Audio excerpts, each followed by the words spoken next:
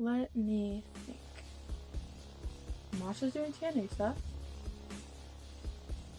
Haley's traveling the world and couldn't be bothered.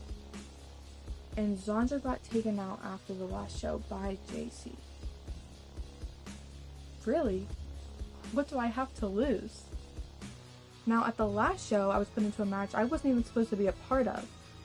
But JC couldn't care enough to even show up for. JC, you went to Instagram and you said that you're taking me under your wing and you're blessing me with this opportunity. And I just find it funny because, girl, me and you both know damn well I was going to come up there and take it anyway.